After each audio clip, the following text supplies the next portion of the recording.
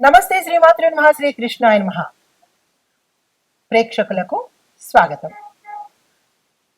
మళ్ళా మనము ఆ గ్రహాలు అవి ఇచ్చే యోగాలు వాటి ఫలితాల గురించి చక్కగా వివరంగా తెలుసుకుందాము.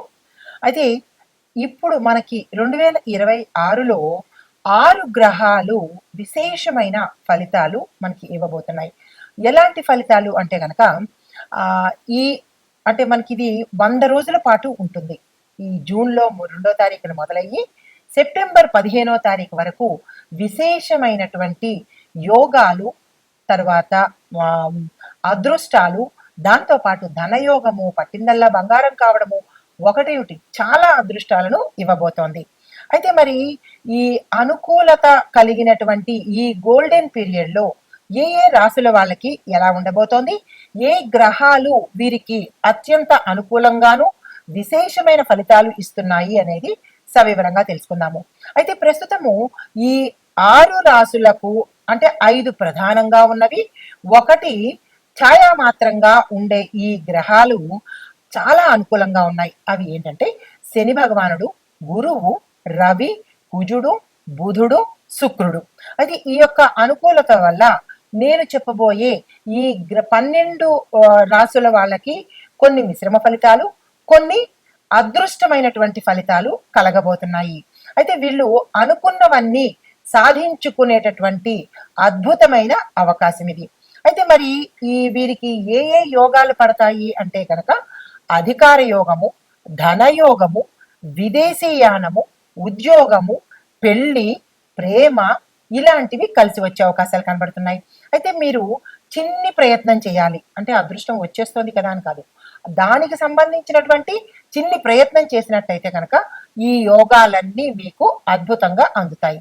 అయితే ముఖ్యంగా అదృష్ట యోగం కలిగినవి ఉచ్చ స్థితిలో ఉన్న రాశులు ఏంటంటే మేష, వృషభ, తుల, ధనస్సు, మకర, మీన. ఈ 6 రాశుల వాళ్ళకి విశేషమైనటువంటి ఫలితాలు కలగబోతున్నాయి.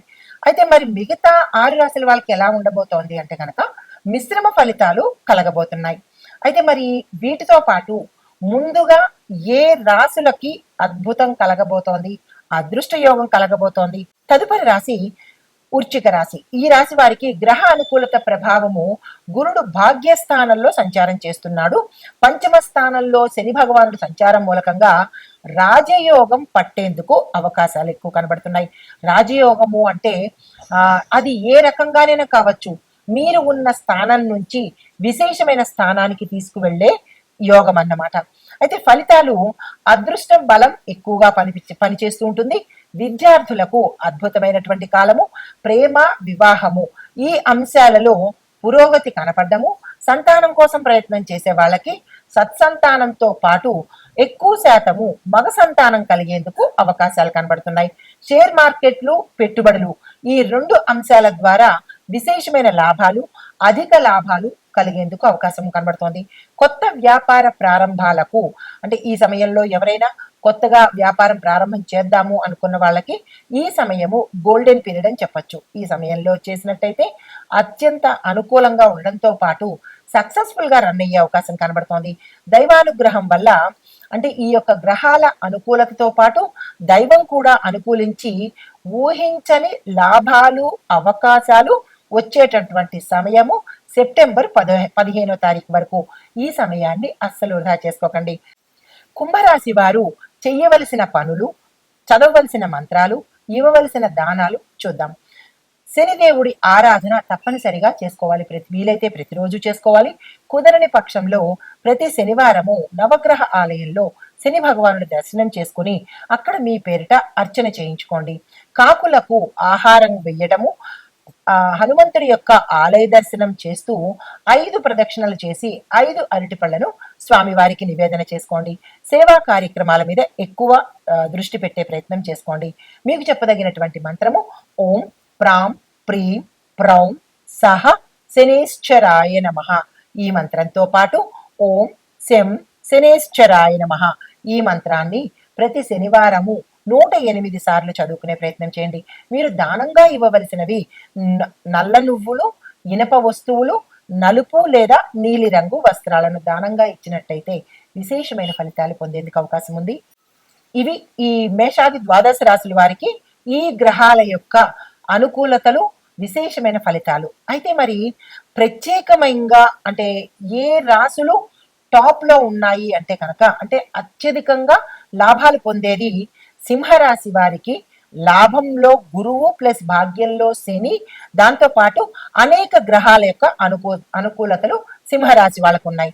తర్వాత కన్యా రాశి వాళ్ళకి దశమంలో గురువు వల్ల ఉద్యోగము, కెరియరు, అధికారము, రాజకీయము, వ్యాపారము అద్భుతమైన ఫలితాలు ఇస్తున్నాయి.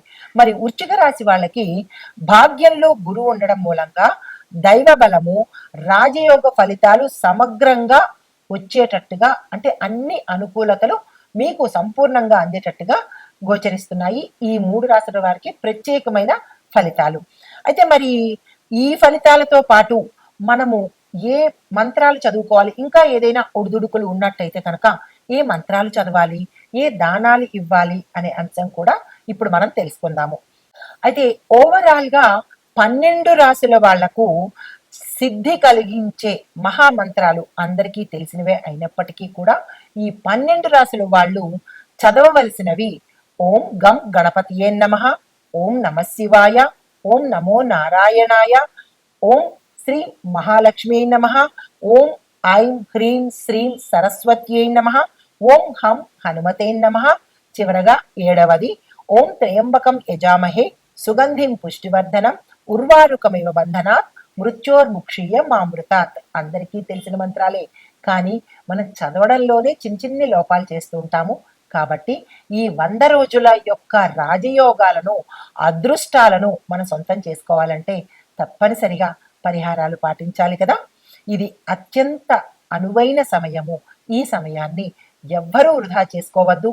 ఈ 12 రాశుల వాళ్ళు గ్రహాలు ఇచ్చే అనుకూలతను మనం సంపూర్ణంగా అనుభవిద్దాము. శుభం భూయాత్. తదుపరి రాశి వృశ్చిక రాశి. ఈ రాశి వారికి గ్రహ అనుకూలత ప్రభావము గురుడు భాగ్యస్థానంలో సంచారం చేస్తున్నాడు. పంచమ స్థానంలో శని భగవానుడు సంచారం మూలకంగా రాజయోగం పట్టేందుకు అవకాశాలు ఎక్కువ కనబడుతున్నాయి. రాజయోగము అంటే అది ఏ రకంగానైనా కావచ్చు.